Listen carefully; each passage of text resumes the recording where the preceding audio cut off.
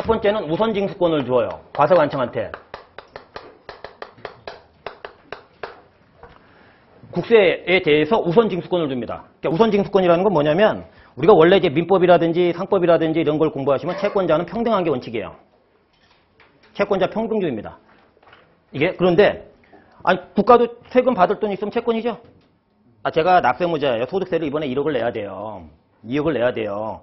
그러면 저는 채무자고 우리 국세청이 채권자가 되는 거잖아요. 주세 채무고 주세 채권이죠.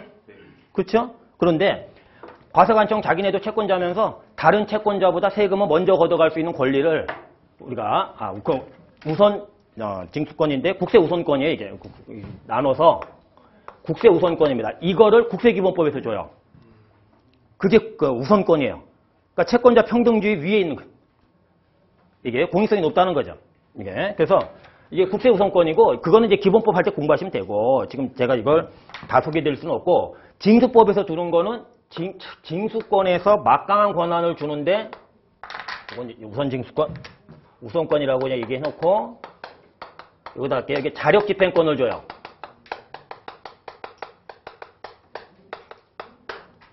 이건 이제 국세 우선권이고요. 그래서 우리가 지금 이 부분이 굉장히 필요한 거예요. 국세징수법에서는. 그러니까 자력이 뭐예요? 스스로 자자의 심력자습니다. 자기 힘으로 해요.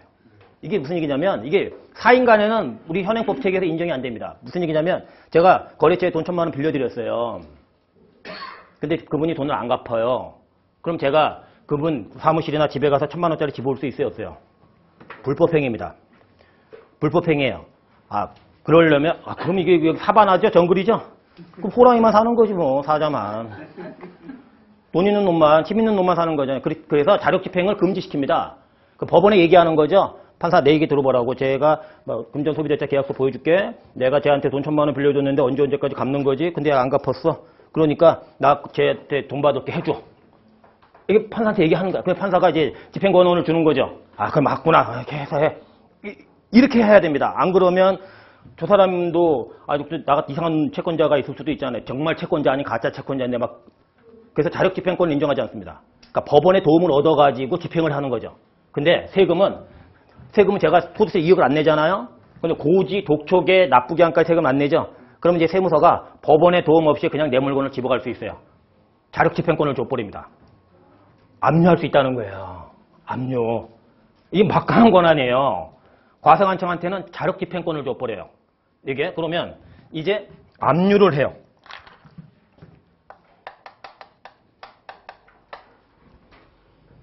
압류. 그러면 압류를 한다는 건 매각 제한을 거는 거죠. 제가 제 건물을 압류를 해요. 아니면 제가 가지고 있는 뭐 골프채라든지 이런 걸 집어가요. 그럼 그거 못 팔게 막는 거예요. 처분 제한을 걸어놓는 게 압류예요. 과세관청이. 근데 과세관청이 왜 압류를 해서 처분의 제한을 걸겠어요. 제 재산에 대해서. 퇴금으로 챙기려고. 그래서 그걸 매각하는 거예요. 내다 팔아서 현금화하려고 하는 거죠. 이게 압류 매각이에요.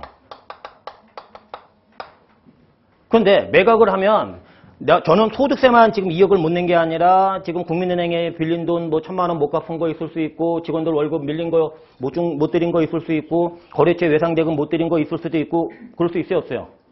그러면 이제 순서를 정해가지고 이 매각대금을 나눠 먹는 거죠. 그래서 이제 국세청이 뭐 얼마 먹고 제 재산을 팔았는데 한 10억짜리 팔았어요. 그래서 10억짜리 팔았으니까 이제 우리 국세청은 2억이니까 2억 먹고 국민은행 너나 1,000만 원 먹고 너 얼마 남고 근데 남은 돈 없네? 그럼 있네? 뭐 너 갖고 가? 뭐 이렇게 하는 거죠. 그게 배분이에요. 그게 이제 배분. 압류 매각 청산이죠. 이게 배분하는 과정이에요. 그러면 잘 보세요. 지금 여기는 자력집행권이 개입이 돼야 안 돼요. 고지 독촉은. 안 되죠. 이걸 임의적 징수 절차라고 그래요. 자력집행권이 개입이 안 되는 얌전하게 그냥 종이 쪼가리로 당신 세금 1억이니까 요때까지 내세요. 이렇게. 안 내셨네. 독촉합니다. 요때까지 안 내시면 압류 들어갈 거예요. 거기 경고문구 하나 넣어가지고 이렇게 넣어주시는 이게 임의적 징수 절차라고 합니다. 자력집행권이 개입이 되지 않는 이게 임의적 징수 절차예요.